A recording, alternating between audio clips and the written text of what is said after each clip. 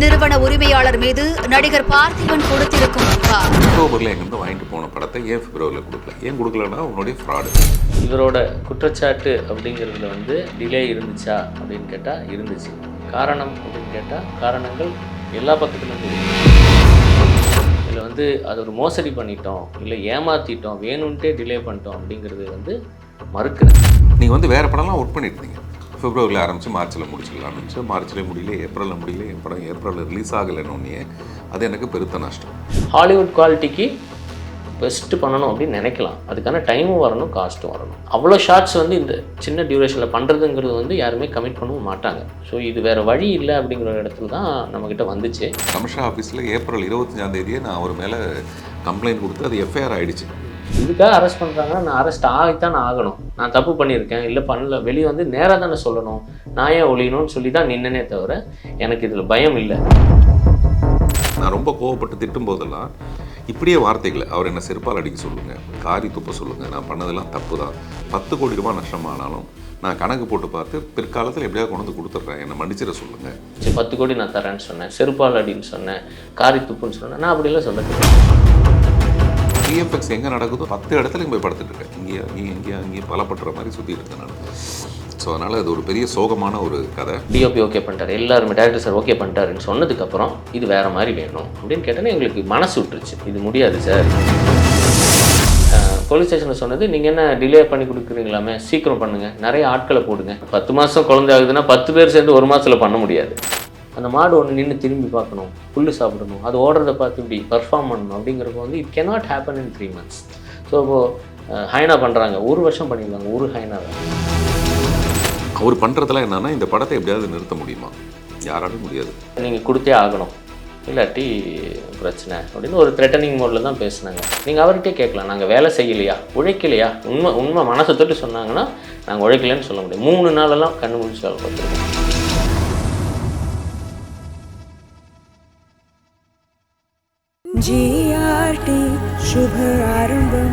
GRT Jewelers, Meenakshi Medical College Hospital and Research Institute, Kanchipuram, accredited A+ by NAAC.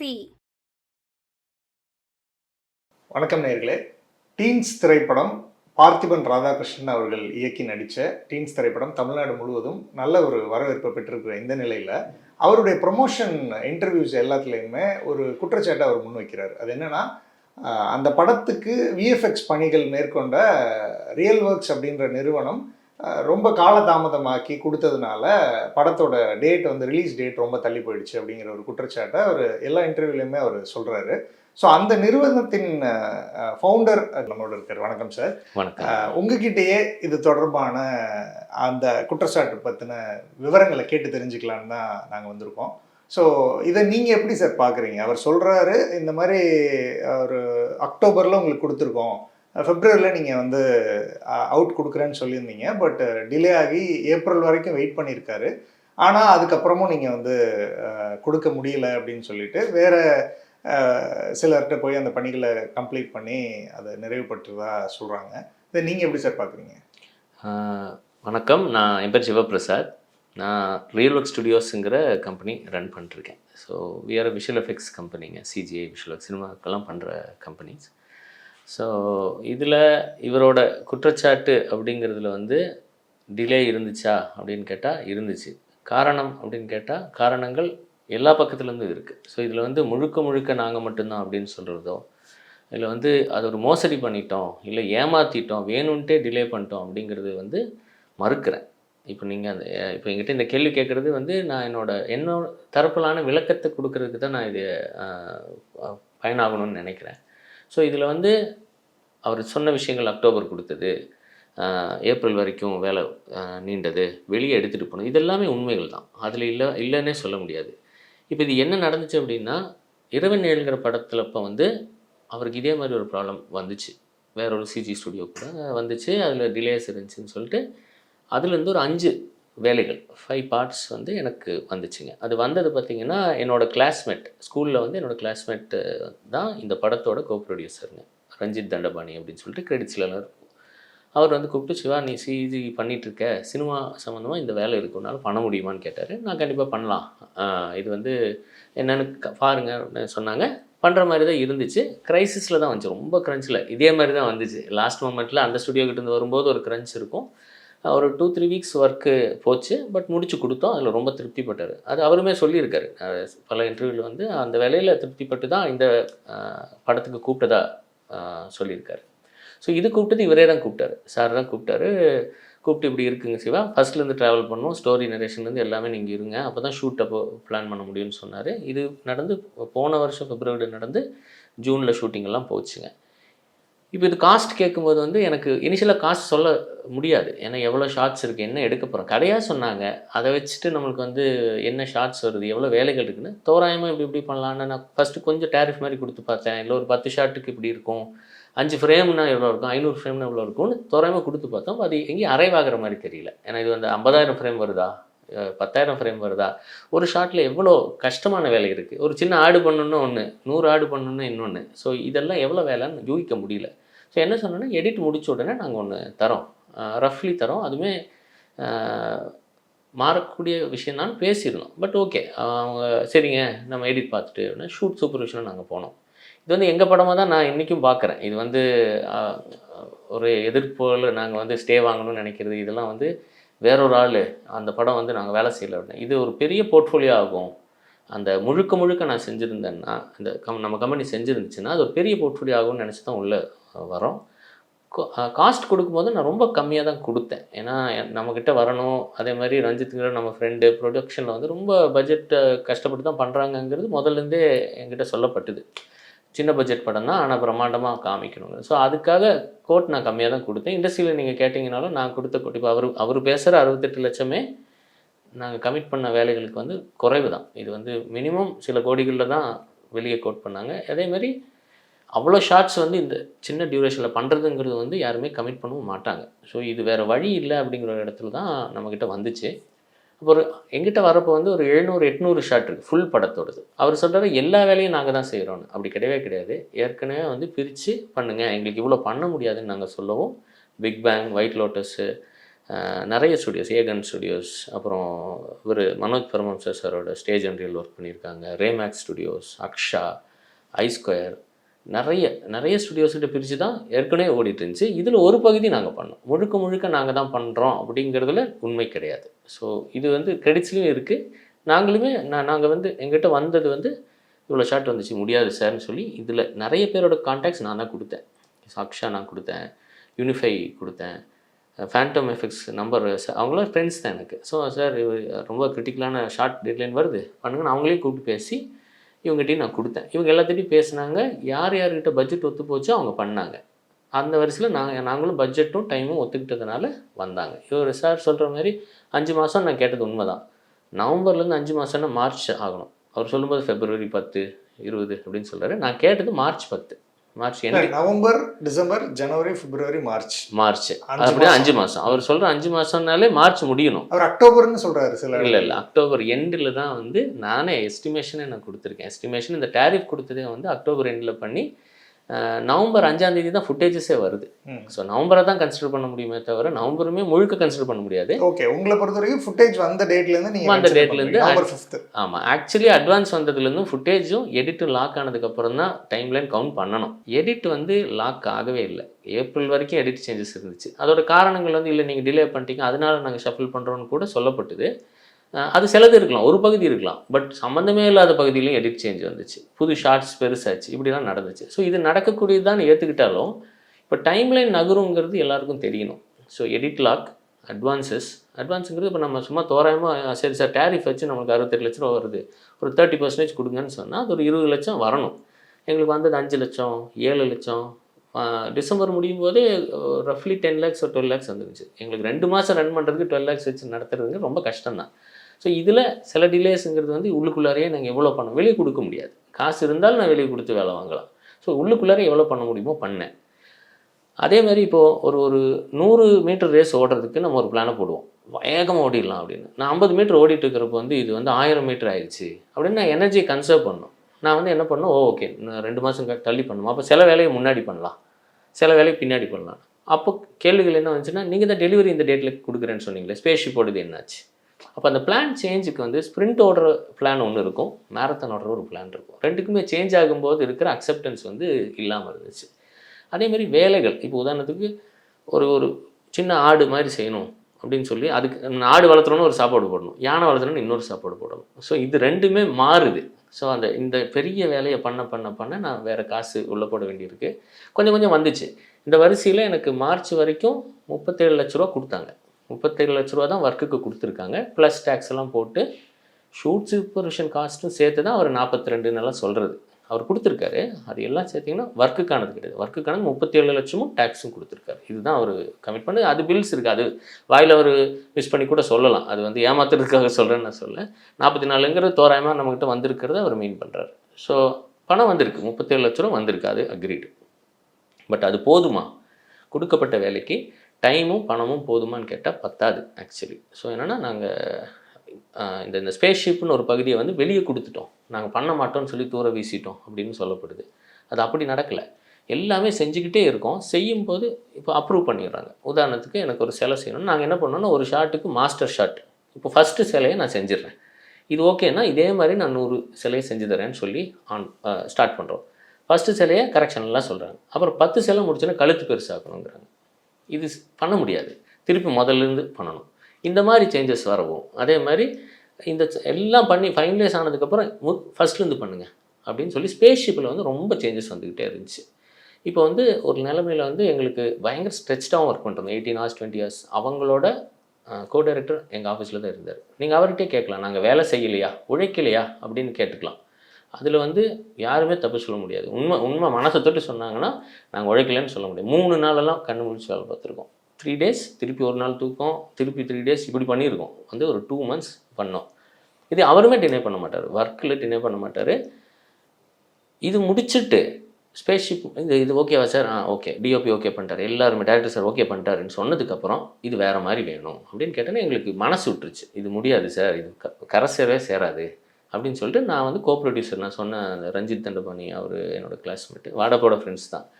Ranjith, எனக்கு பிரச்சனையாக இருக்குது ரஞ்சித், இது முடிக்கிற மாதிரி தெரியல, டெட்லைனும் இப்போ பக்கத்தில் இருக்குது, இது ஆரம்பித்து இப்போ சொல்கிறது ஆரம்பித்தா இன்னும் 2 மாதத்தோட ஐடியாஸ் கொடுக்குறாங்க, பார்க்க தான் வருது. ஸோ ஃபஸ்ட்லேருந்து ஒரு ஸ்டோரி போர்ட் கான்செப்ட் ஆர்ட்லாம் இருந்துச்சுன்னா அதை பார்த்து நாங்கள் அழகாக பண்ணலாம். பண்ண தான் ட்வீக் நடந்துச்சு. ஸோ சரி, அவர் ஸ்டைல் அப்படி தான் நடக்குதுன்னு நாங்களும் அக்கமடேட் பண்ணோம். பட் இது வந்து ரொம்ப ஃப்ரஸ்ட்ரேட் ஆனோன்னே இந்த போர்ஷன் நாங்கள் பண்ணலைங்கன்னு சொல்லி 107 ஷாட்டு வெளியே கொடுத்தோம். நாங்கள் பண்ண முடியாது சார், பட் அது வரைக்கும் முடித்த ஒர்க் அன்னைக்கு நிலைமைக்கு 50 to 60% முடிச்சிருக்கோம். அதுக்கு நான் ஒரு காசு கூட இப்போ பில் பண்ணலை. அது வந்து முடித்தோம், எஃபர்ட் போட்டோம், சரி வரலை, இப்போ நம்ம கொடுக்குறதுனால அவங்களுக்கு லாஸ் கண்டிப்பாக இருக்கும் அப்படின்னு சொல்லிட்டு புரிஞ்சு நான் அந்த லாஸை ஏற்றுக்கிறேன்னு சொல்லிட்டு தான் நான் சொன்னேன். ரஞ்சித்கிட்டையும் சொன்னேன். இந்த வருஷத்தில் அவர் சொல்ல, நான் 10 கோடி லாஸ் ஆனாலும் நான் ரஞ்சித் கிட்ட சொல்லியிருக்கேன். எதுனா நான் ரஞ்சித்தும் நானும் ஃப்ரெண்ட்ஸ், பர்சனலாக எனக்கு அவனுக்கு வலிச்சா எனக்கு வலிக்கும். நான் வந்து ஒரு ரஞ்சித் என்னை நம்பி வர, சிஜி என்னை நம்பி கொடுக்குறேன், உனக்கு இதனால ஏதாவது லாஸ் வந்துச்சுன்னா நான் கண்டிப்பாக என்றைக்கோ ஒரு நாள் உனக்கு தரேன் ரஞ்சித்து நான் சொன்னது உண்மை தான். இது வந்து இட்ஸ் பர்சனல் கான்வர்சேஷன்.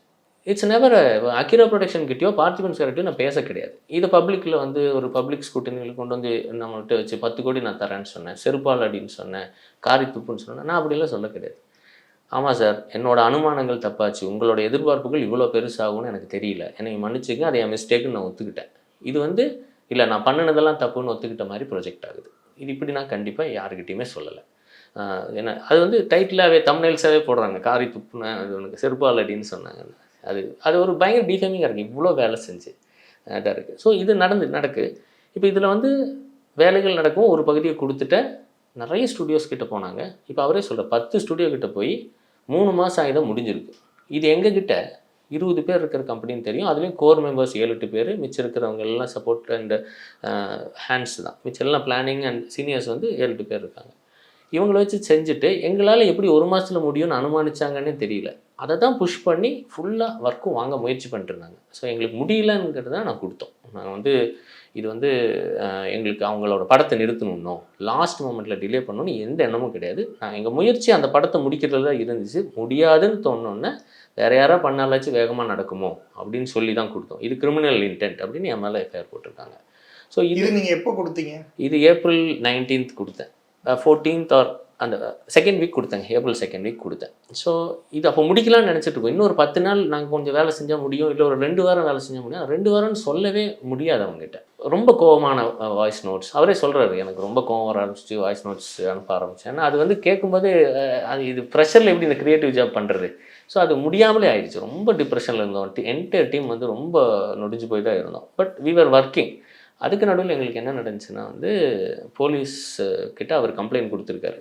ஸோ அவங்க வந்து டெக்னிக்கல் தானே அப்படின்னு சொல்லி கூப்பிட்டு கேட்டார். அவங்க ரேஸ் கோர்ஸ் இன்ஸ்பெக்டர் சார் கேட்டார். நாங்கள் எக்ஸ்பிளைன் பண்ணோம், இப்படி டீமாகவே போய் எக்ஸ்பிளைன் பண்ணோம், சார் இப்படி இருக்குது சார், இதுதான் பண்ணுறோம் அப்படின்னா. கம்ப்ளைண்ட்ல என்ன மென்ஷன் ஆயிருந்தது?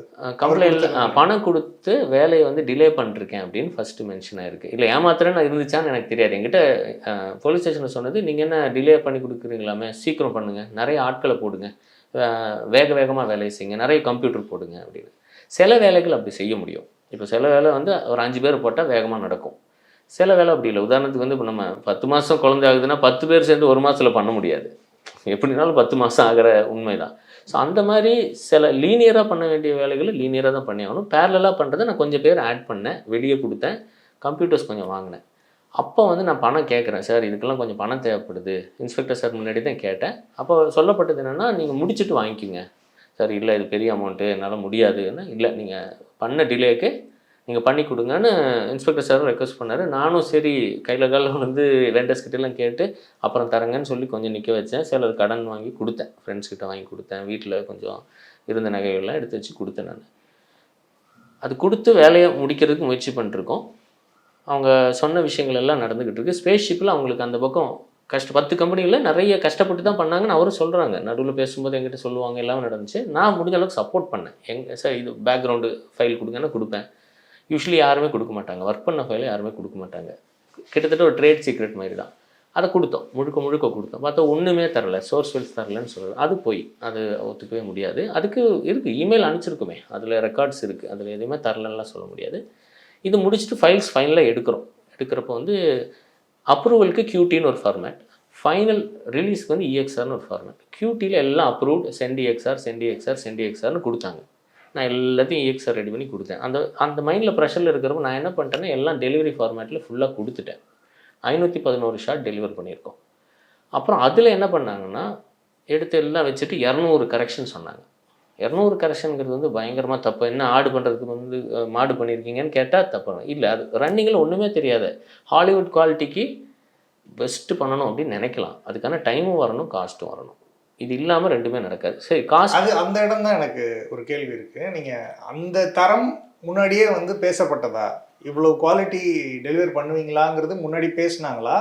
அதை பற்றின ஒரு கிளாரிஃபிகேஷன் கொடுத்துட்டீங்கன்னா நல்லாயிருக்கும். ஓகேங்க. குவாலிட்டியை பொறுத்த வரைக்கும் என்னென்னாங்க, time is the major factor, then the cost. இப்போது ஒரு மாதத்தில் வந்து என்ன விஷயம் செய்யலாம் அப்படின்னு சொல்லிட்டு இறங்கும்போது, நம்ம ஒரு வீடு கட்டலான்னு இறங்குறோம். 1000 பேர்த்து போட்டு கட்டவே முடியாது. அதில் வந்து ஒரு 50 பேர், ஒரு வீடு கட்டுறதுக்கு 50 பேர் பேரலாக போடலாம். 1000 பேர் போட்டிங்கன்னா எல்லா வேலையும் கிடைத்தான் செய்யும். ஸோ அதுக்குன்னு ப்ராக்டிக்கல் லிமிட் இருக்குது. So time is the factor for scheduling and quality of the product. And அதில் பெஸ்ட்டு கொடுக்கலாம் தான் நம்ம நினைப்போமே தவிர, இந்த டைமுக்குள்ளே இந்த காஸ்ட்டு கூட விட்டுருக்கான். இந்த டைமுக்குள்ளே இவ்வளோ தான் பண்ண முடியும். 10 மணி நேரம் வேலை செய்கிறாங்க, 20 மணி நேரம் வேலை செய்கிறாங்க, இவ்வளோ தான் வரும். இதுதான் கமிட் ஆகுது, இதுதான் அண்டர்ஸ்டாண்டிங். இல்லை அதான், அதுக்கு ஒரு ரெஃபரன்ஸ் இருக்கும்ல. இப்போ நீங்கள் இந்த குவாலிட்டியில் இந்த மாதிரி விஷுவல்ஸ் தான் வந்து வரும் இந்த காஸ்ட்டுக்குங்கிறத முன்னாடியே டிஸ்கஸ் பண்ணிங்களான்னு கேட்குறேன். இப்போ ரியலிஸ்டிக்காக வேணும்னு கேட்குறாங்க, ஆடு ரியலிஸ்டிக்காக வேணும்னு கேட்குறாங்க. நாங்கள் இது வரைக்கும் பண்ணதில் பெஸ்ட்டு வந்து இதில் தான் பண்ணியிருக்கோம். ஓகே, இதுக்கு மேலே எங்ககிட்ட இல்லை. ஃபஸ்ட்டு இது வந்து லோ குவாலிட்டி அப்படிங்கிறது வந்து ஆடியன்ஸ் தான் சொல்லணும். இல்ல அவங்க ஏதாவது ரெஃபரன்ஸ் கொடுத்து இல்ல அப்படி எதுவும் இல்ல. அது அப்படி ஒண்ணுமே ஹாலிவுட் படத்துல வந்து இந்த மாதிரி எனக்கு வேணும் இல்ல, அப்படி எதுவும் கேட்டாங்களா? அப்படி எதுவுமே அந்த மாதிரி ஒரு டிஸ்கஷன் இல்ல. வேர்டு தான் இது வந்து நல்ல தரமா வேணும் அப்படிங்கிறது. டைம் கொஞ்சம் கிரன்ச்சா இருக்குங்கிறது. இப்போ நம்ம மைண்டில் என்ன திங்க் பண்ணுவோம்னா, இந்த டைமுக்குள்ளே பெஸ்ட் குவாலிட்டி கொடுக்கணும் அப்படிங்கிறது திங்க் பண்ணோம். இதுதான் அண்டர்ஸ்டாண்டிங்.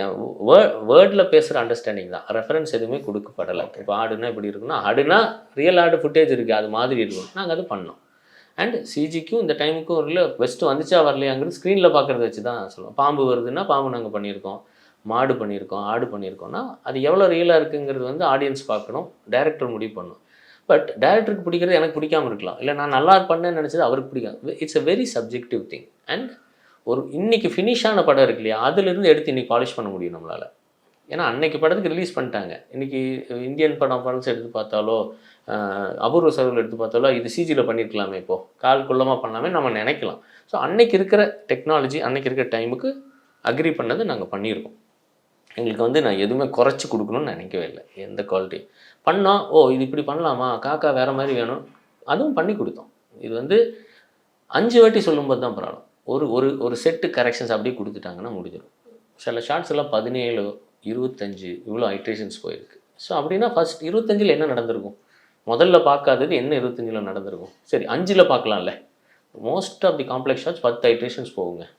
ஹாலிவுட்டே போனாலும் 10 ஐட்ரேஷன்ஸ் போகும். அதுக்கு மேலே போகிறது இருக்குது. அது வந்து ரொம்ப க்ரியேட்டிவான சேஞ்சஸ் வந்தால் தான் அப்படி போகுமே தவிர ஃபஸ்ட்டு சொன்ன ப்ரீஃப்லேருந்து வருது. This is call scope creep. ஸ்கோப்பே பெருசாகி ஷார்ட்டே டிலே ஆகிறது. ஸோ இந்த மாதிரி நிறைய இடத்துல நடந்துச்சு. இப்போ பெஸ்ட் குவாலிட்டி அப்படின்னு சொன்னோன்னா ஃபார் தி டைம் அப்படின்னு அது கூட ஆட் ஆகி மட்டும்தான் இருக்க முடியும். பெஸ்ட் குவாலிட்டி நான் பண்ணலாம், 5 வருஷம் பண்ணலாம் இல்லையா, இன்னும் பாலிஷ் பண்ணலாம். ஸோ அப்படி ஒரு கமிட்மெண்ட்டோ ரெஃபரன்ஸோ எங்கேயுமே ஆரம்பிக்கலை. காஸ்ட் கேட்குறப்ப அவர் 3 காஸ்ட் கேட்டார். பெஸ்ட்டுக்கு ஒன்று கொடுங்க, மீடியம்க்கு ஒன்று கொடுங்க, குட்டுக்கு ஒன்று கொடுங்க அப்படின்னாரு. சரி, இது 3 டேரிஃப் கொடுத்தது. நான் அப்படி தான் கொடுத்தேன். இதில் மீடியம்ங்கிறதுக்கு தான் அந்த 68 lakhs. அவர் பேசிகிட்டு இருக்கிறது வந்து மீடியம். நாங்கள் கொடுத்தது பெஸ்ட்டு தான் கொடுத்துருக்கோம். ஸோ அதில் வந்து நாங்கள் மீடியம் காஸ்ட் குறைச்சனால அப்படிலாம் வைக்கலாம். அந்த ஷார்ட்டை பாலிஷ் பண்ணி எவ்வளோ பாலிஷ் பண்ணாங்களோ கூட நின்று பண்ணி கொடுத்தோம். இதில் நடந்தது டிலே மட்டும்தான். குவாலிட்டி குறவுங்கிறது ஒரு சொல்ல முடியுமாங்கிறது எனக்கு டவுட் தான். இல்லை அது இப்போ தான் எனக்கு கிளியர் ஆகுது. நீங்கள் அந்த மீடியம் அப்படிங்கிற டாரிஃப்க்கு தான் நீங்கள் ஓகே பண்ணியிருக்கீங்க. ஆனால் அதுக்கு எந்த ரெஃபரன்ஸும் நீங்களும் டிஸ்கஸ் பண்ணல, அவரும் டிஸ்கஸ் பண்ணலை. அதே மாதிரி தெர் இஸ் நோ கான்ட்ராக்ட். நான் வந்து ஃப்ரெண்ட்லியாக அவர் நினைச்சிட்டு இருக்காரு, அவர் வந்து பேசிப்பார் அப்படின்னு. அதேமாதிரி வேலையும் பயங்கர பிஸியாச்சு. ஷூட் இருந்துச்சு, ஹெக்டிக்காக இருந்துச்சு. அடுத்து வந்து கடை எடிட் காமிச்சாங்க. நாங்கள் ஷார்ட்டை பிரிக்கிற வேலையில் இருந்தோம். ரொம்ப ஃபார்முலாக நான் கான்ட்ராக்ட்லாம் போடலை. There is no agreement. And the FIR that is filed on me is breach of contract. There is no contract as such. So அதுவே ஒரு இன்டிமிடேட் பண்ணுற மாதிரி ஒரு விஷயமா தான். கான்ட்ராக்ட்னு ஒன்று சைன் இல்லை. No, there is no contract. இப்போ நான் ஸ்டே வாங்க போகிறேன் அப்படின்னாலும் இல்லை, என்னோடய ஃபைல் யூஸ் பண்ணியிருக்காங்க, இது வந்து எனக்கு பணம் தராமல் யூஸ் பண்ணியிருக்காங்கன்னு நான் ஸ்டேக்கு போனேனே தவிர நான் இது கான்ட்ராக்ட் போட்டிருக்கேன் இதில் இவ்வளோ அது போகவே இல்லை. அதே மாதிரி இப்போ நடந்துச்சு. இப்போ இது டிலே ஆக என்ன ஆச்சுன்னா, போலீஸ் கிட்ட நான் கமிட் பண்ணி டெய்லி ரிப்போர்ட்ஸ் கொடுத்துட்டு இருந்தேன். இது பண்ணியாச்சு சார், மெயில் அனுப்பிச்சிருக்கேன் சார். ஏன்னா அப்போ அவங்களுக்கு புரியும், அப்போ அவங்ககிட்ட பேச முடியும்னு. அண்ட் இந்த வரிசையில் அவர் சொல்கிற மாதிரி அவர் எங்கிட்ட பேசவே இல்லை. 5 மாதம் வந்து டிஸ்டர்ப் பண்ணல, நான் பேசலை அப்படின்னு சொல்கிறாரு. டீம் பேசிகிட்டே தான் இருந்தாங்க. டீமுக்கு என்ன நடக்குதுன்னு எல்லாமே தெரியும். எனக்கு இப்போ டவுட் என்ன, டீம் அங்கே போய் கரெக்டாக சொன்னாங்களான்னு எனக்கு டவுட் இருக்குது. ஸோ இது வந்து நாங்கள் நல்லா வேலை வாங்கி தரோம் நாங்கள் சொல்லி எங்ககிட்ட பயங்கரமாக இன்டர்னெல்லாம் நல்லா இருக்கலாம். ஸோ அவங்களும் நல்லா வேலை வரணும்னு நினச்சிட்டு இருக்கலாம், நாங்களும் பண்ணணும்னு நினச்சிட்டு இருக்கலாம். பட் அங்கே டைம் அண்ட் பிஸ்னஸ் சென்ஸ் இருக்கிறது வந்து எங்களுக்கு நாங்கள் சொல்கிறோம் டைம் ஆகுது அப்படின்னு சொல்லும்போது இல்லை குவாலிட்டி பண்ணுங்கள். ஸோ அந்த நடுவில் ஒரு மிஸ்கம்யூனிகேஷன் இருக்குதுன்னு எனக்கு சாலிடான டவுட் இருக்குங்க. அண்ட் அங்கே போகும்போது வந்து இவங்க டிலே பண்ணிட்டாங்க அப்படின்னு ஒரு வார்த்தையில் முடிக்கலாம், இல்லை பண்ண மாட்டேன்னு சொல்லிட்டாங்க அப்படின்னு முடிக்கலாம். பார்த்திபன் சார் பேசவே இல்லை. எனக்கு வந்து அப்ரோச்சபிளாகவே இல்லாமல் இருந்தார் இந்த பகுதியில். இந்த டிலே பிப்ரவரிக்கு அப்புறமே, பிப்ரவரி 20க்கு அப்புறமே அவருக்கு கோவங்கள் இருந்துச்சு, டிலே. அதனால் அவர் அப்ரோச்சபிளாகவே இல்லை. அவருக்கு பேசவே முடியல. நீங்கள் அசோசியேட்டு பேசுங்க, மேனேஜர்கிட்ட பேசுங்க, நான் மீட் பண்ண வரேன்னு சொன்னாலும் இது முடிச்சுட்டு பேசுங்க அப்படி தான் இருந்துச்சு. நான் இன்ஸ்பெக்டர் சார்கிட்ட ரொம்ப ரெக்வஸ்ட் பண்ணி 3 வாட்டி வந்தேன் சென்னைக்கு. முதல் முறை வந்தோன்னா நான் கரெக்ஷன்ஸோடு வந்து பார்த்துக்கலாம், கரெக்ஷன் பண்ணுற வரிசையில் சாரை பார்த்து ஏதோ ரெக்வஸ்ட் பண்ணலாம் அப்படின்னு வந்தேன். அப்போது மீட் பண்ணலை. அதுக்கப்புறம் கலரிஸ்ட்டு கரெக்ஷன்ஸ் எல்லாம் சொல்கிறோம் நாங்கள். அப்போ நானும் டீமும் வந்தோம். அப்போ அவர் அங்கே வருவார் அப்படின்னாங்க. அப்புறம் அங்கேயும் வரலை. 3வது முறை வந்து எல்லாம் முடிச்சிட்டோம். இது கரெக்ஷன்ஸோ என்னமோ இதெல்லாம் முடிச்சு ஸ்பேஸ்ஷிப் உங்களுக்கு கொடுத்தாச்சு, மிச்சருக்கெல்லாம் முடிச்சாச்சு. 200 கரெக்ஷன்ஸ் சொன்னது அதையும் பண்ணிட்டேன். பண்ணி முடிச்சுட்டு நான் மீட்டிங் கேட்குறேன் இன்ஸ்பெக்டர் சார்ட்ட. சார் பார்த்திபன் சார்ட்ட பேசி ரெக்வஸ்ட் பண்ணுங்கள், வரமாட்டேங்கிறாங்க யாரும், வேறு ஆள் தான் பேசுகிறாங்கன்னு. சரி நீங்கள் போங்க, அவர் மீட் பண்ணுவாருன்னு சொல்லி வந்தோம். ஜூனில் வந்தோம். வந்தப்போ அவர் உடம்பு சரியில்லை அப்படின்னு சொன்னாங்க. வேறு 2 பேர் வந்தாங்க. இவங்க அசோசியேட் இருந்தாங்க, மேனேஜர் இருந்தாங்க. வந்துட்டு நான் அப்போ என்ன பண்ணியிருந்தேன்னா, ஒரு செட்டு வந்து ஃபுல் வாட்டர் மார்க் இல்லாமல் கொடுத்துருந்தேன். 200 கரெக்ஷன் அப்புறம் சொன்னாங்க. இந்த 200 கரெக்ஷன் இருக்கிறதுல 60 ஷாட் வாட்டர் மார்க் போட்டேன். அது மேலே இது டிராஃப்ட் வெர்ஷன் அப்படின்னு சொல்லி போட்டிருந்தேன். ஸோ அது ஏன் போடுறீங்க, எங்களுக்கு ரிலீஸ் பண்ண முடியாதுல்ல, நீங்கள் இவ்வளோ டிலே பண்ணிவிட்டு ரிலீஸை நிறுத்துறீங்க அப்படின்னு கோவப்பட்டாங்க. சார் இல்லை, அவர் என்கிட்ட இந்த விஷயங்களுக்கு பேசவே வரலை. வந்துட்டு நீங்கள் கொடுத்தே ஆகணும், இல்லாட்டி பிரச்சனை அப்படின்னு ஒரு த்ரெட்டனிங் மோடில் தான் பேசுனாங்க. எனக்கு அங்கே என்ன பேசுகிறதுன்னு தெரியல. நான் என்னோடய இன்வெஸ்டர்ஸையும் கூப்பிட்டு போயிருந்தேன், ஏர்லி இன்வெஸ்டர்ஸ்னு ஒரு கம்பெனி. சரி, அவங்க என்ன நினைக்க ஆரம்பிச்சிட்டாங்கன்னா, நான் வந்து ஏதோ தப்பு பண்ணுறேன், கம்பெனியில் மிஸ்மேனேஜ் பண்ணுறேன். 50 லட்ச ரூபாங்கிறது சின்ன விஷயம் கிடையாது. ஸோ அது அவங்களும் பார்க்கணுன்னு வராங்க. அவங்க முன்னாடி அவங்ககிட்ட பேசவே இல்லை, என்னை மட்டும் வச்சு பேசினால எனக்கு கொஞ்சம் இன்டிமிடேட்டிங்காக தான் இருந்துச்சு. ஸோ அது ஒரு பயப்படுற மாதிரி ஒரு இடம் வந்து, வேலை இதுக்கு மேலே செய்ய முடியாது சார், அவ்வளோதான் சார், வாட்டர் மார்க் இல்லாமல் தர முடியாது. வெளியே போய் மெயில் அடிச்சிட்டேன். உள்ளேருந்து எல்லாமே பண்ணுறேன் சார் அப்படின்னு சொல்லிட்டு தான் போனேன். ஏன்னா எனக்கு அங்கே வேறு என்ன சொல்கிறதுன்னு தெரியல. யார்கிட்ட சொன்னீங்க? எனக்கு பேர் எடுக்க எனக்கு விருப்பம் இல்லை. ரெப்ரசன்டேட்டிவ்ஸ் ஆஃப் என்ன பொசிஷனில் இருக்காங்கன்னு கேட்குறேன். அந்த நபர் உங்ககிட்ட அப்படி பேசின நபர் வந்து அவங்க இல்லை இண்டஸ்ட்ரி டீமில் இல்லை, அவரோட ஃப்ரெண்ட்ஸ் சர்க்கிள், அவரை சப்போர்ட் பண்ணுற ஃப்ரெண்ட்ஸ் அப்படிங்கிறது தான். எனக்கு பேர் எடுக்க கரெக்டான எனக்கு படலைங்க. எனக்கு இந்த project nowhere connected. Somebody who is good authority in cinema industry வந்து பேசினார். பேசும்போது எனக்கும் I have respect for them, respect for the industry. சரி சார், இல்லை சார், நான் வாட்டர் மார்க் சின்னதாக போடுறேன் அப்படின்லாம் சொன்னேன். ஆனால் வாட்டர் மார்க் இல்லாமல் கொடுங்க, அப்புறம் பணம் நான் அவர்கிட்ட பேசி வாங்கித்தரேன் அப்படின்னாரு. எனக்கு அது ஹோப்ஃபுல்லாக தான் இருந்துச்சு. ஆனாலும் வெளியே வந்து கேட்கும்போது, இல்லை நீங்கள் ஃபைலை கொடுத்துட்டிங்கன்னா அதுக்கப்புறம் ஒன்றும் கிடைக்காது, இவருன்னு இல்லை, இண்டஸ்ட்ரியிலேயே வந்து கிடைக்காது. நான் ஒரு பார்த்திபன் சார் தப்பு சொல்லிட்டுங்க அப்படின்னு சொல்லலை. வெளியே வந்து கேட்டாலே நீங்கள் ஃபைலை கொடுத்துட்டு நீங்கள் பேமெண்ட் வாங்கின சரித்திரமே கிடையாது. அப்போ வந்து எனக்கு அட்வைஸ் பண்ணப்பட்டது வந்து, இல்லை, ஐ வாஸ் ஆக்சுவலி டெவஸ்டேட்டட். நான் ஒரு டிப்ரெஷனில் தான் இருந்தேன். கிட்டத்தட்ட ஒரு 2-3 வீக்ஸ் வந்து மெடிக்கேஷனில் இருக்கிற லெவலுக்கு தான். ஏன்னா இவ்வளோ பண்ணுறோம், சின்ன கம்பெனி, கோயம்புத்தூர்லேருந்து வந்து நல்லா பண்ணணும்னு நினைக்கிறோம், இப்படி ஒரு மிரட்டலுக்கு நம்ம ஆளாகிறோமே அப்படிங்கிறது வந்து பயங்கர டிஃபீட்டிங்காக தான் இருந்துச்சு. அப்புறம் நீங்கள் இந்த வேலையெல்லாம் செய்யாதீங்க சிவா அப்படின்னு சொல்லி எங்கள் இன்வெஸ்டர்ஸ் கொஞ்சம் உட்கார வச்சுட்டாங்க. நீங்கள் எங்கேயும் போக வேண்டாம், இங்கேயே இருங்க, நீங்கள் சிவில் சூட்டு ஃபைல் பண்ணுங்கன்னு அட்வொகேட் கனெக்ட் பண்ணி கொடுத்தாங்க. நான் டீட்டெயில்ஸ் கொடுத்தேன். சிவில் சூட் ஃபைல் பண்ணுறப்போ வந்து ஸ்டேக்காக ஃபைல் பண்ணாங்க. ஸோ இப்போ வந்து பணம் வந்து இவ்வளோ, எனக்கு ஸ்டே வந்து அட்ஜன் ஆயிடுச்சு. ஆக்சுவலி ஸ்டே கிடைக்கலைங்க 9th ஹியரிங்கில். ஏன் என்னன்னு கேட்டாங்கன்னா, நீங்கள் ஏன் ரெக்கவரிக்கு சூட்டு போடலை, உங்களுக்கு தான் பணம் வேணும்ல, நீங்கள் படத்தை நிறுத்துறது ஒரு இன்டென்டா, தப்பான இன்டென்ட், கிரிமினல் இன்டென்ட் அப்படிங்கன்னு அவரும் பேசுகிறாரு. பட் ஆக்சுவலி என்னென்னா, என்கிட்ட பணம் இல்லை. ரெக்கவரி சூட்டு போடணுன்னா 3% 5% கட்டணும். ஸோ அது வந்து 50 லட்சங்கிறது பண்ணும்போது எனக்கு வந்து 2.5 லட்ச ரூபா கட்டணுங்கிறது வந்து என் கையில் இல்லை. இருக்கிற எல்லாம் வாங்கி வெண்டர்ஸ்க்கு கொடுத்துட்டேன். டீமுக்கு ஒரு 3 மாதம் சம்பளம் பாக்கி இருந்துச்சு. ஸோ இது வந்து எனக்கு, இது வந்து என் ஸ்டேட்மெண்ட்டை பார்க்கலாம் நீங்கள், நான் சும்மா எதுவுமே சொல்லலை. என்னோடய பேங்க் ஸ்டேட்மெண்ட் பார்க்கலாம், என்னோடய பில்ஸ் பார்க்கலாம், நான் கடன் வாங்கின இடங்கள்லேருந்து எல்லாமே டாக்குமெண்ட் இருந்தேன். நான் எதுவுமே பிளாக்கில் பண்ணவே கிடையாது. கேஷுனாலும் நான் அக்கௌண்ட்டுக்குள்ளே போட்டு தான் பண்ணியிருக்கேன். ஸோ இது வந்து நடந்துட்டுருக்கிற வரிசையில் எனக்கு கேஸ் போடுறதுக்கு காசு இல்லை. ஸோ இன்ஜெக்ஷனாச்சும் போடுவோம், மினிமமாக என்ன பண்ண முடியுமோ பண்ணுவோம்னு சொல்லிவிட்டு ஒரு 20,000-30,000 என்ன பண்ண முடியுதோ அதை தான் நான் போட்டேன். அது எனக்கு அவங்கள டார்ச்சர் பண்ணணுங்கிறது கிடையாது. யாருமே பேச வர மாட்டேங்கிறாங்க, இப்படி மிரட்டுறாங்க. இப்போது பேச வந்தாலாச்சு அதுமாரி காஸ்ட் அதிகமாக சொல்லிட்டேங்கிறாங்க. 88 லட்சம்னு கேட்குறாங்க, பணம் வந்து எக்ஸ்டார்ஷன் மாதிரி கேட்குறாங்க அப்படின்னா, நான் அது கிடையாது. இன்டென்ட் ஆக்சுவலி ஆயிருக்கு. பேசின டேரிஃப் படி எவ்வளோ ஃப்ரேம்ஸ் ஒர்க் பண்ணணுமோ கால்குலேஷனும் அவங்களுக்கு மெயில் பண்ணியிருக்கேன். இந்த 50,000 ஃப்ரேமு, இப்போ 57,000 ஃப்ரேமு, இதோட குவாலிட்டி இது எல்லாம் சேர்த்து பார்த்தீங்கன்னா இவ்வளோ ஆயிருக்குங்கன்னு தான் போட்டிருக்கேன். பேசக்கூட வரலாம். இந்த மெயில் எப்போ அனுப்பிச்சிங்க? இது ஜூனில் தே ஹேவ் இட். ஏர்லி ஜூனில் they definitely have that mail. இதே மாதிரி ஆரம்பத்தில் இத்தனை ஃப்ரேம்ஸ்னு ஒரு டேரிஃப் அனுப்பிச்சிருக்கீங்களா? இல்லை, எனக்கு போலீஸ் வந்து புஷ் பண்ண ஆரம்பிச்சிருந்தது தான். போலீஸ்கிட்ட வந்து என்னங்க பண்ணிட்டுருக்கீங்க அப்படின்னு கேட்கும்போது, இது வந்து நான் ப்ரெஷர்னு சொல்ல முடியல, எனக்கு வந்து நான் கரெக்டாக இருந்திருக்கணுமே அப்படிங்கிறதுக்காக நான் வந்து அதை பண்ண ஆரம்பித்தேன். அதுக்கப்புறம் மெயில் போட ஆரம்பித்தேன், இந்த டேட்டில் இந்த டெலிவரி, இந்த ஃபைல்ஸ் கொடுத்துருக்கேன், இந்த ஃப்ரெண்ட்ஸ் கொடுத்துருக்கேன்.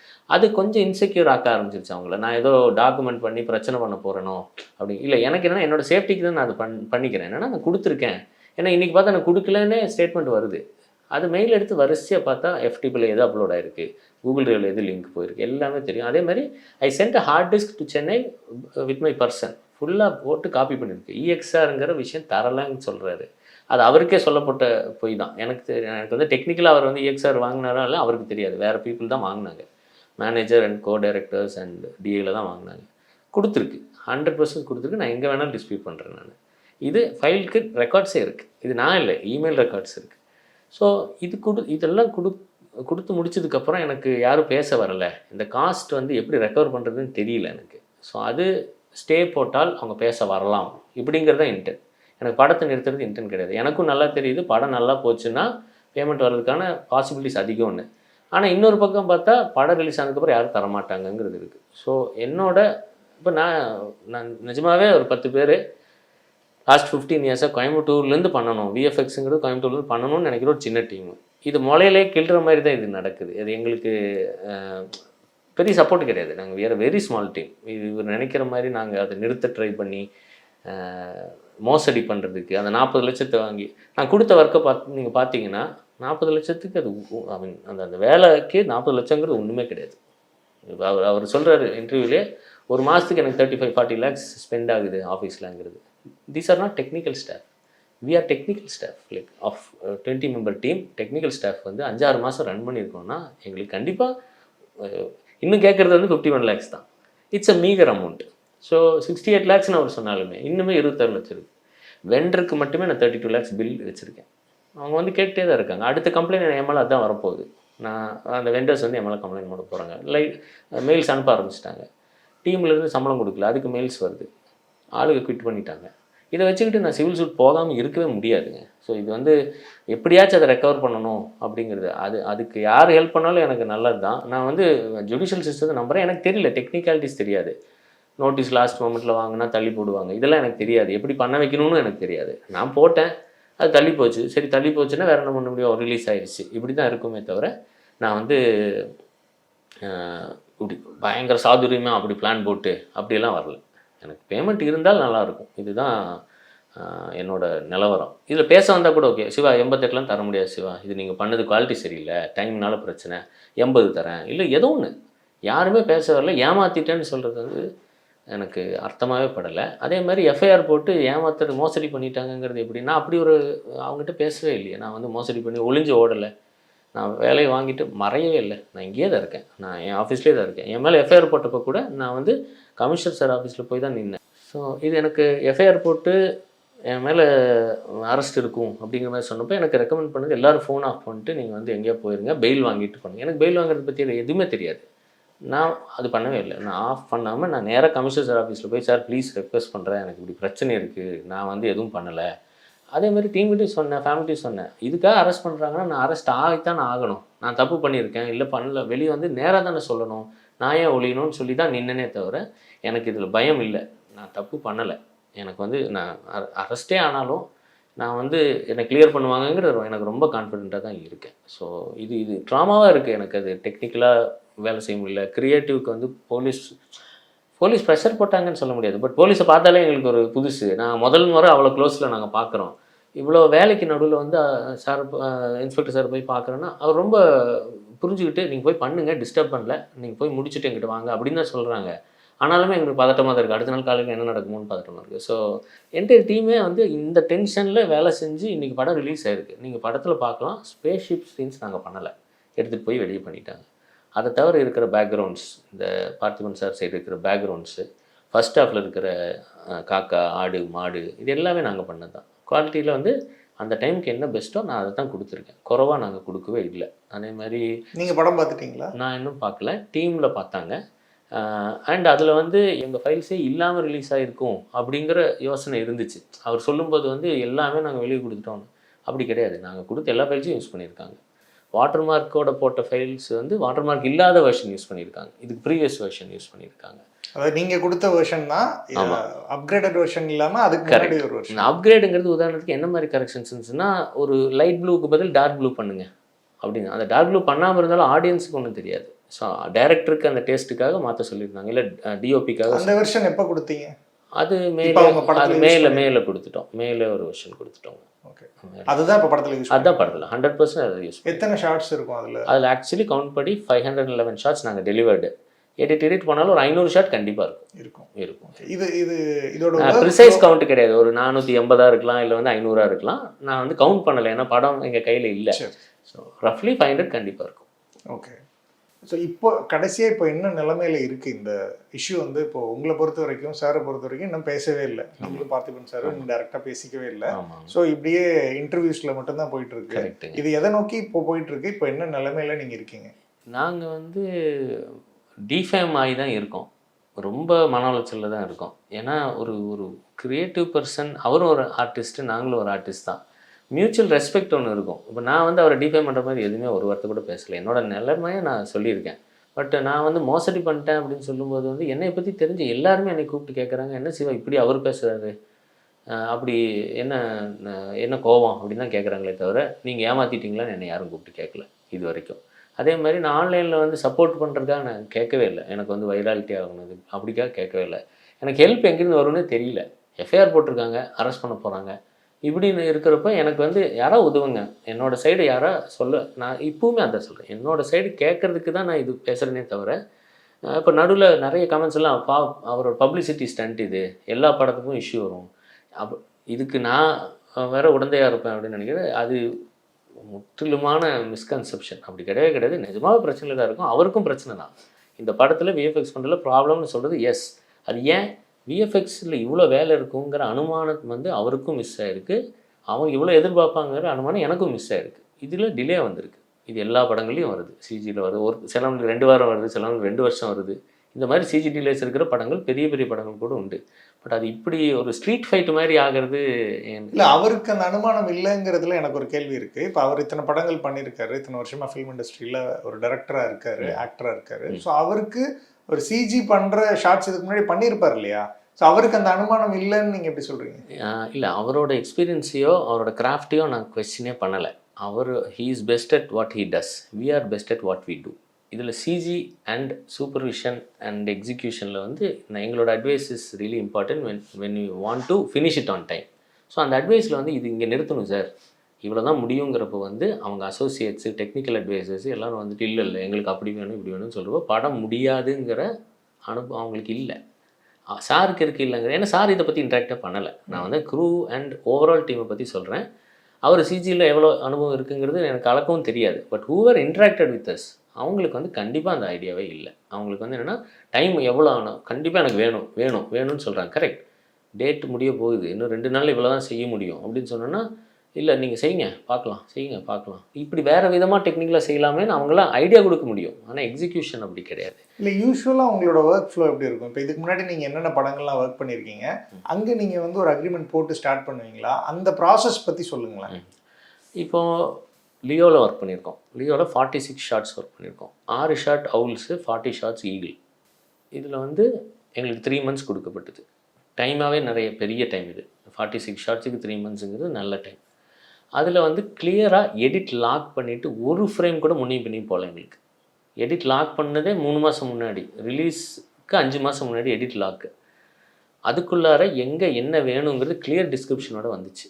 டவுட்ஸ் இருந்தது இனிஷியல் கான்வர்சேஷன்ஸில் முடிச்சிட்டோம். அந்த கால்ஸை ரெக்கார்ட் பண்ணி இப்படி பேசுனாங்க, இந்த ஈகிள் வேணும், இந்த ஈகிள் இப்படி தான் உட்காரணும், இதை தலையை திருப்பணும் அப்படிங்கிறது எல்லாமே கிளியராக எடிட்டர், டைரக்டரோட டீம் இருப்பாங்க. டைரக்டர்கிட்ட நான் இன்ட்ராக்ட் பண்ணி இனிஷியல் டிஸ்கஷன்ஸில் இன்ட்ராக்ட் பண்ணதுக்கப்புறம் the second set of team, for instance Lokesh Arora's team, very strong team, they know what they want. So அவங்க கிளியர் கட்டாக ஒவ்வொரு ஷார்ட்ஸும் சொல்லிடுவாங்க. டவுட்ஸ் இருக்கா, அதுக்கு ப்ரீ விஷுவலைசேஷன் ஒன்று இருக்குது.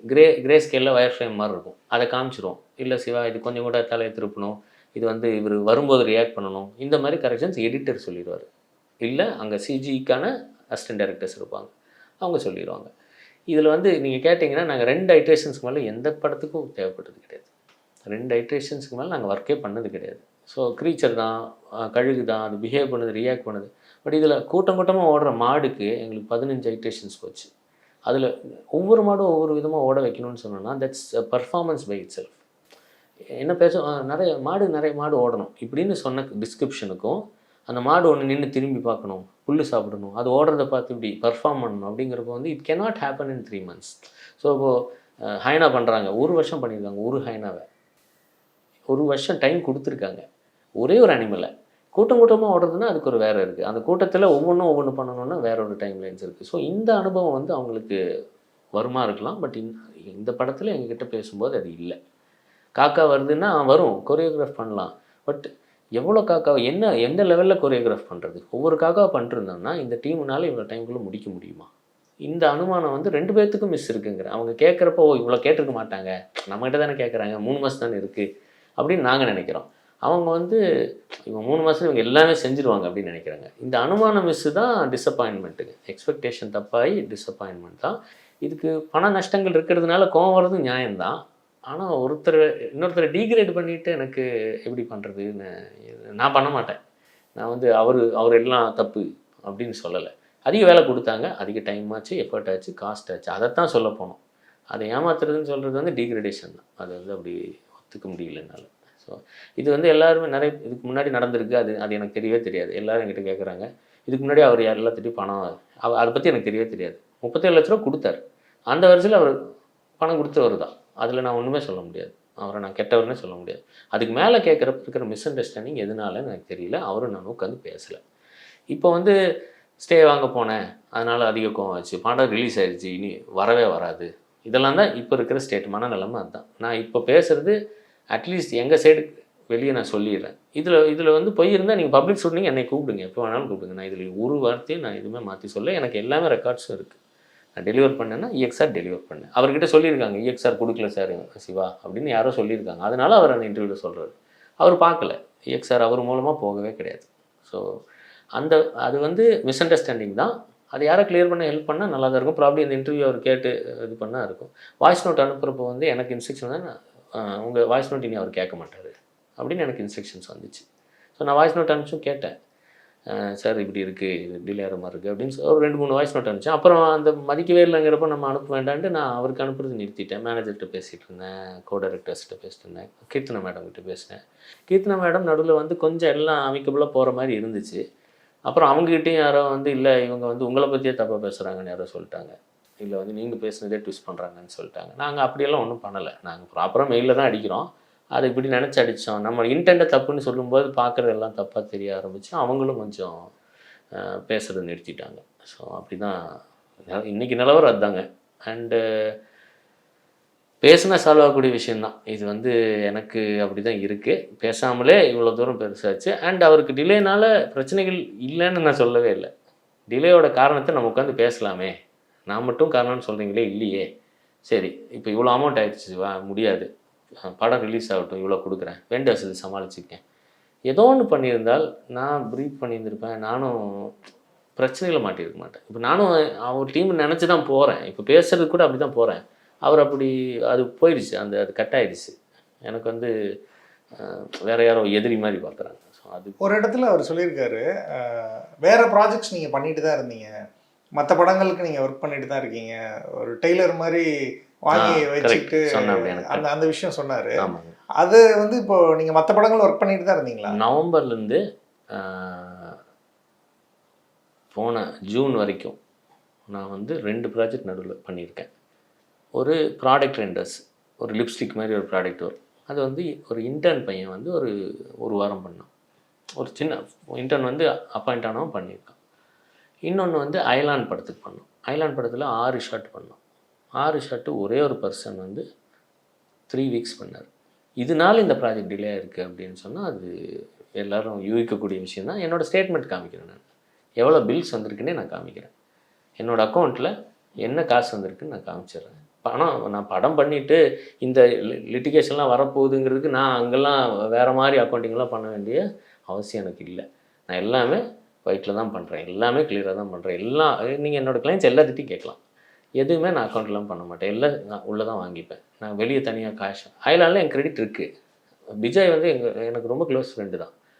மொஹிந்தருங்கிற காம்போஸ்டர் அவர் கூப்பிட்டார், சிவா ஒரு 3D பிரச்சனை வாங்க, ஓகே பண்ண முடியுமா, பண்ண முடியும், காஸ்ட்டு ஓகே. அதுலேயும் நெகோஷியேஷன் நடந்துச்சு, காசு நடந்துச்சு. கடைசியில் வந்து முன்ன பின்ன ஆச்சு, வாங்கினோம். அதுக்கு வந்து 2.25 லட்ச ரூபாய் 3 லட்ச ரூபாய்க்கு தான் பில் பண்ணியிருக்கோம். அந்த ஒர்க்கு பண்ணோம். அப்போது என்னென்னா அப்படி ஒரு க்ரைசிஸில் வந்து ஒருத்தங்க கூப்பிட்றாங்கன்னா ஃப்ரெண்டுன்னா நான் எப்படி பண்ண வைக்கணும். இதில் வந்து என் டீமில் வந்து ஒரு 2 வாரம் 3 வாரம் ஒருத்தர் ஒர்க் பண்ணுறதுனால இந்த படம் அப்படியே ட்ராவல் ஆகி சேஞ்ச் ஆச்சான்னு கேட்டால் 15 பேர் வந்து 15 மணி நேரம் ஒர்க் பண்ணோம். அதை சொல்லணும் இல்லையா? நாங்கள் வந்து ஒரு பர்சன் 3 வாரம் வெளியே டீமுக்கு ஒர்க் பண்ணிட்டாங்கன்னு சொல்லுவோம். 15 பேர் வந்து 2 மாதம் வந்து 3 ஷெட்யூல் ஒர்க் பண்ணாங்க. 8 மணி நேரம் ஒர்க் பண்ணதுக்கு போல் 20 மணி நேரம் 22 மணி நேரம் ஒர்க் பண்ணேன். நிஜமாக சொல்கிறேன். நான் 22 மணி நேரங்கிறது எக்ஸாஜரேஷனாக இருக்கலாம். நீங்கள் பார்த்தீங்கன்னா தெரியும். அங்கே வந்து பார்த்தீங்கன்னா எங்கள் வீடு சிசிடிவி பார்த்தீங்கன்னா தெரியும். அப்படியே உட்காந்துட்டு சாப்பிட்டுட்டு திருப்பி 3 மணி நேரம் தூங்கிட்டு இப்படி பண்ணிகிட்டு இருந்தோம். நான் 3 நாள் பண்ணுவோம். என் ஒய்ஃப்லேருந்து குழந்தைலேருந்து எல்லாமே எங்கள் ஆஃபீஸில் தான் இருப்பாங்க. என் குழந்தைக்கு உடம்பு சரியில்லாத போது நான் வீட்டில் கொண்டு போய் விட்டுருந்தேன். ஏன்னா யாருமே இன்ஃபெக்ட் பண்ணக்கூடாது, தனியாக இருப்பாள். நானும் ஒய்ஃபு எல்லாம் வரும், சாயந்தரம் மட்டும் போய் பார்த்துப்போம். இது நடந்திருக்கு. இது வந்து கோ-டைரக்டர் அங்கே தான் இருந்தார். நீங்கள் கேட்டிங்கன்னா அவரே சொல்லணும். உண்மையான ஆள்லாம் கண்டிப்பாக சொல்லணும். இப்படி பண்ணிட்டு தான் நாங்கள் ரன் பண்ணோம். இது வந்து உழைக்கலை இன்டர்ன் சொல்கிறது ரொம்ப கஷ்டமாக தான் இருக்குது. அதனால தான் நான் வந்து திருப்பி ஃபைட்டும் பண்ணுறேன். எனக்கு பணம் வேணும், ஆனால் உழைப்பை வந்து இப்படி டீமைன் பண்ணுறது வந்து டெய்லர் மாதிரி அப்படின்னு கேட்குறதுக்கு ரொம்ப தப்பாக தானே இருக்கும். அந்த 15 வருஷமாக நாங்கள் சிறுக சிறுக சேர்த்தது வந்து ஒரே நாளில் அவர் சொல்கிறாரு, நான் செலிபிரிட்டி, நான் ஒரு வார்த்தை சொன்னால் ப்ரொடியூசர் கவுன்சிலில் வந்து எல்லாத்துக்கும் வேலை செய்ய வேண்டாம்னு சொல்லிடுவேன் அப்படின்னு சொல்லிட்டார். எல்லாத்துக்கிட்டையும் சொல்கிற மாதிரி நேரடியாக உங்கள்கிட்ட சொன்னார். என்கிட்ட சொல்லலை, இன்டர்வியூவில் சொல்லியிருக்காரு. ஓகே, நான் ஒரு வார்த்தை சொன்னால் ப்ரொடியூசர் கவுன்சில் இது பண்ணியிருக்க முடியும், சிவபிரசாத் ரியல் ஒர்க்ஸ் கிட்ட வேலை கொடுக்க வேண்டான்னு. இல்லை, நாங்கள் அவ்வளோ பெரிய சண்டையை போட வரல அவர்கிட்ட. எங்களுக்கு இல்லாமல் பண்ணுறதுக்கான சண்டை போடுற அளவுக்கு இல்லை. நான் நேராக பேசத்தான் வரேன். ஆனால் அது பேசாததுனால வர மிஸ் அண்டர்ஸ்டாண்டிங் வந்து இவ்வளோ பெருசாகி, சின்ன கம்பெனி, நாங்கள் உழைச்ச கம்பெனி தான், இதை எப்படி டிஸ்ரெஸ்பெக்ட் பண்ணுறது? இப்போ அவருக்கு அது வலிக்கும்ல, அவரோட உழைப்பை யாராவது டிஸ்ரெஸ்பெக்ட் பண்ணால் வலிக்கும்ல, இது எங்களுக்கு வலிக்குது. இது I want to convey through media. Okay, இப்போ உங்கள் நண்பர் ரஞ்சித் அப்படின்ற ஒரு மூலியமாக தான் நீங்கள் வந்து அந்த ப்ராஜெக்ட் போயிருக்கீங்க. அவர் இந்த படத்தோட கோ ப்ரொடியூசர்னு சொல்கிறீங்க. ஸோ அவர் இந்த இஷ்யூவை வந்து சால்வ் பண்ணுறதுக்கு ட்ரை பண்ணவே இல்லையா? இல்லை, அவர் ரொம்ப அவரோட மெசேஜஸ் எப்படி இருக்குன்னா, Siva, I don't want to be in this mess, I can out of this country. ஏன்னா 2 பேரும் ஃப்ரெண்ட்ஸு, 2 பேர்கிட்டையும் என்ன சொல்கிறதுன்னு தெரியல. இப்போ நான் வந்து வேலை டிலே இப்படின்னு சொல்லி அவர்கிட்ட இன்ஃபார்ம் பண்ணிட்டு தான் கொடுக்குறேன். பார்த்திபன் சார் வந்து அவ்வளோ கோவத்தில் இருக்கார், அவ்வளோ டென்ஷனில் இருக்கார். இவ்வளோ பெரிய ரிலீஸ் வந்து தப்பாகுது அப்படின்னு பதட்டத்தில் இருக்கிறப்போ அவர்னாலே அங்கே பேச முடியறது கிடையாது. So he might be a friend. Probably இதெல்லாம் முடிச்சதுக்கப்புறம் எல்லாம் அமைதியாக பேசுவாராக இருக்கலாம். ஆனால் எனக்கு அவர் சொன்னது வந்து எனக்கு வந்து அவர்கிட்ட பேச முடியறது கிடையாது. அவர் இருக்கிற மனநிலைமைக்கு வந்து நீ முடிச்சு கொடு அப்புறம் பார்த்துக்கலாம், முடிச்சு கொடு அப்புறம் பார்த்துக்கலாம். எல்லாருமே சுற்றி இருக்கிற எல்லாருமே என்ன சொன்னாங்கன்னா, முடிச்சு கொடுங்க அப்புறம் பேசலாம், முடிச்சு கொடுங்க அப்புறம். அந்த முடிச்சு கொடுங்க பேசுகிறாங்கள கடைசி வர கோவம் அதிகமாகி அவரோட கோவங்கள் அதிகமாகிறது பார்க்கும்போது எனக்கும் பயம் வருது. முடிச்சு கொடுத்தா ஒன்றும் பேச முடியாது, அப்படி தான் இருக்குது. முடிச்சு கொடுத்துட்டு கொஞ்சம் ஷார்ட்ஸில் வாட்டர் மார்க் போட்டதுக்கே பூதாகாரமாக வெடிச்சிருச்சு. அது எல்லாத்தையும் கூப்பிட்டு இப்படி சொல்லி இப்படி ஆயிடுச்சு. அப்போது கண்டிப்பாக பேசியிருக்க முடியாது. அப்போது அவரால் பேசியிருக்க முடியாது. அவர் என் ஃபோனை எடுக்கிறது இல்லை. ரஞ்சித் வந்து என் ஃபோனை எடுக்கல. மெசேஜ் போட்டால் ஐ கால் சிவாம்பார். ஆனால் அவர் எனக்கு புரிஞ்சிக்க முடியுது. ஏன்னா அவர் மனநிலைமை என்னால் புரிஞ்சிக்க முடியுது. நான் ப்ளேம் பண்ண முடியாது. ஏன்னா ஒருத்தங்க ரெஃபர் பண்ணுறதுனால அவங்க தான் எல்லாமே. அதே மாதிரி அவர்கிட்ட நான் ஆமாம் ரஞ்சித், எனக்கு வந்து என்ன இதானாலும் பரவாயில்லடா, நான் பார்த்துக்கிறேன், நான் என்றைக்கோ ஒரு நாள் நான் நல்ல படமெல்லாம் பண்ணுவேன், அப்போ இந்த லாஸ் உனக்கு ஆயிருக்குன்னா, நான் வந்து அகிரா ப்ரொடக்ஷன்ஸில் படம் லாஸ் ஆச்சுன்னா நான் பேசலை, நீ பணம் போட்டிருப்ப, இதனால உனக்கு லாஸ் ஆச்சுன்னா என்னை கூப்பிட்டு வந்திருக்கேன், நான் பண்ணுறேன் ரஞ்சித் சொல்லி. இது சொன்னது உண்மை தான். அவர்கிட்ட கன்வே பண்ணியிருக்காரு. அது எதுக்குன்னா சிவா பிரச்சனை இல்லாத ஆளுன்னு சொல்கிறதுக்காக சொல்லியிருப்பாரு. அது வந்து பப்ளிக்காக வர்றதே தப்பு. அந்த வார்த்தைக்காக தான் அடுத்த ஒரு 2 மாதம் உங்களோட ஒர்க் பண்ணதா, பிப்ரவரிலேருந்து ஏப்ரல் வரைக்கும் ஒர்க் பண்ணதா அவர் சொல்ல. இல்லை இருக்குது கண்டிப்பாங்க. என்னன்னா என்ன வந்து நான் என்ன தப்பே இல்லை, சரி தப்புகள் எங்கே நடந்துச்சுன்னு பேசணும்ல. டிலே வந்து நான் தான் பண்ணேனா, இல்லை அவன் டெய்லர் கடை மாதிரி நான் நடத்தினேனா, இல்லை என் ஸ்கில்லு பத்தலையா, ஏதோ ஒன்று பேசுகிற இடம் வந்துச்சுன்னா நானும் கன்வின்ஸ் பண்ணுறதுக்கு இருக்கும். எதுவுமே கிடையாது, நீ பண்ணதெல்லாம் தப்பு, இப்படி நடத்திருக்கவே கூடாது கம்பெனி அப்படின்னு சொன்னோன்னா இட்ஸ் லைக் அது there's no conversation, there's no business. And அதே மாதிரி நான் எதுக்கு அவர்கிட்ட பேசணும், சம்மந்தியா அவர் எனக்கு அப்படின்னு கேட்குறாரு. பிஸ்னஸ்னா சம்மந்தி தான் அது ஆக்சுவலிங்க. So it's association, it's connection. அது எப்படியும் ஒருத்தர் லாபம் பண்ணி விடணும்னு நினைக்கணும். அதுக்கு நான் பேசுகிறதுக்கு ரெடியாக தான் இருக்கேன். ஸோ அது வந்து பேசவே வேண்டான்னு முடிவு பண்ணால், கோவங்கள்னால பேசக்கூடாதுன்னு சொன்னோன்னா சரியே ஆகாதுங்க. லாஸ் யாருக்குன்னு எனக்கு இப்போ ஜட்ஜ் பண்ண தெரியல. எனக்கு பெரிய லாஸ், என் லாஸ் எனக்கு பெருசாக தெரியுது, அவருக்கு லாஸ் இருந்தால் அவருக்கு பெருசாக தெரியும். இது இப்படியே நின்றுக்கிட்டே தான் இருக்கும். எனக்கு சுமூகமாக முடியணுன்றது உங்களோட ஆசையாக இருக்குது. ஆமாங்க, கண்டிப்பாங்க. இதில் வந்து இப்போ நான் பேமெண்ட் வரணும் அப்படிங்கிறது கிடையாது. பேமெண்ட்டில் வந்து நீங்கள் சிவா இது பண்ணது தப்பு சிவா, நீங்கள் இப்படி பண்ணியிருந்துருக்கலாம்ல, எனக்கு இது ஆயிடுச்சு சிவா அப்படின்னு இப்போ ரஞ்சித்தே கூட பேசலாம். எனக்கு நான் வந்து இவர் வந்து என்கிட்ட பேசணும் அப்படிலாம் நான் நினைக்கவே இல்லை. நான் போய் கூட பேசுகிறேன். ஆனால் விஷயம் என்னென்னா, இது சால்வ் பண்ணுறதுக்கு வந்து பேச்சுவார்த்தை வரணும். நீங்கள் 68ன்னு சொன்னீங்க, 68ல் நீங்கள் பண்ணது எனக்கு திருப்தி இல்லை, ஏதோ ஒன்று வரலாம்.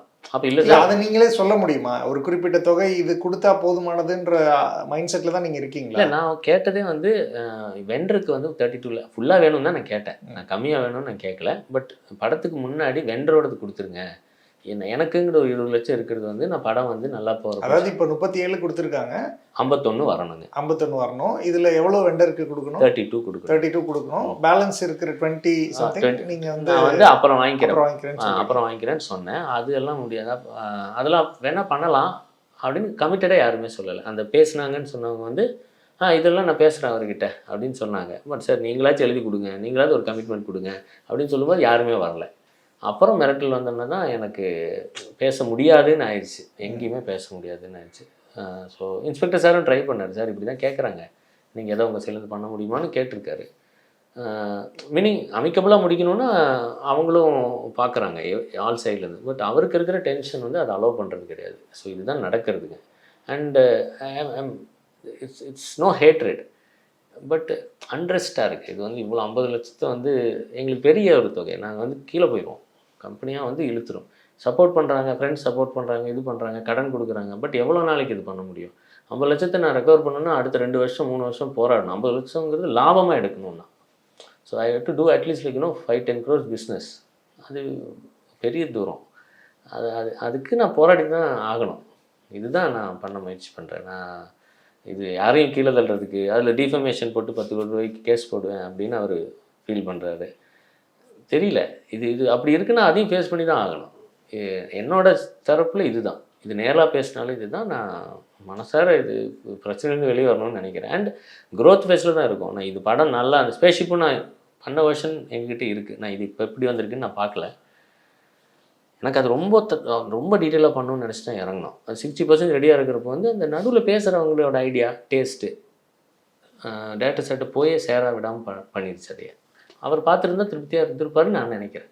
பட் அது போகவே இல்லை. இப்போ பார்த்து அவன் சரியாக பண்ணலை, எடுத்துகிட்டு போக சொல்லிட்டாங்க. இந்த இன்ஃபர்மேஷன் மட்டும்தான் போயிருக்கு. ஸோ அதனால் அவர் கோவப்பட்டு படத்தை இப்படியா முடிக்கிறேன்னு சொல்லி முடித்து, அதில் விஎஃப்எக்ஸ் திருப்தியாக இல்லைன்னு சொன்னால் அதில் எங்களுக்கும் பங்கு உண்டு. யார் பண்ணியிருந்தாலுமே அதில் நாங்களும் பங்கு தான் இருக்குது. நல்லா வரணும்னு நினச்சி தான் இறங்கணும் அதில். அண்டு வேறு ஸ்டுடியோஸ் நிறைய பார்ட்ஸ் பண்ணியிருக்காங்க. அதில் மோசமாக வந்தாலும் நான் எங்கள் பேர் தான் வரும். எது நாங்கள் பண்ணதெல்லாம் சொல்ல முடியாது. So it's a collective thing. எங்கள் படம் நினைக்கிறோம். பட் இப்போ இருக்கிற நிலைமையில் வந்து எப்படியா இது முடிஞ்சால் போதுன்னு தான் இருக்குது. அண்ட் எஃப்ஐஆர் போட்டிருக்காங்க. பெயில் வந்து எனக்கு 19th ஹியரிங் திருப்பி வச்சுருக்காங்க. ஐ ஸ்டில் அண்டர் எஃப்ஐஆரில் தான் இருக்கேன். நான் பெயிலெலாம் எனக்கு கிடைக்கல. But I don't want hide. I just want to face it as it is. And நிஜமாகவே கிரிமினல்னு ஃபீல் பண்ண தானே போட்டிருக்காருன்னா அது கிளியர் ஆகட்டும். நான் I'm ready to face it. நான் இல்லைங்க, இந்த கிரிமினல்ட்டி பண்ணல, கான்ட்ராக்டில் நான் எதுவுமே பேசலை, இப்படி ஒன்றும் நடக்கலைங்கிறது நான் சொல்கிறதுக்கு ரெடி தான். எங்கே வேணாலும் நான் ஜுடிஷியரியில் நான் சொல்கிறதுக்கு ரெடி தான். ஸோ நிச்சயமாக சார், இது நல்லபடியாக இது வந்து சீக்கிரமாக சால்வ் ஆகணும் அப்படிங்கிறது தான் எங்களோட எண்ணமும். சரி, இவ்வளோ விளக்கம் உங்கள் சைடில் இருக்கிற விளக்கத்தை கொடுத்ததுக்கு ரொம்ப நன்றி. ரொம்ப தேங்க்யூ ஃபார் தி ஆப்பர்ச்சுனிட்டிங்க. ஏன்னா there wasn't many who was ready to hear. நீங்கள் வந்து என்னோட தரப்பை கேட்டதுக்கு ரொம்ப ரொம்ப we are grateful as a team. Thank you so much. GRT Shubharambam. GRT Jewellers. Meenakshi Medical College, Hospital and Research Institute, Kanchipuram. Accredited A+ by NAAC.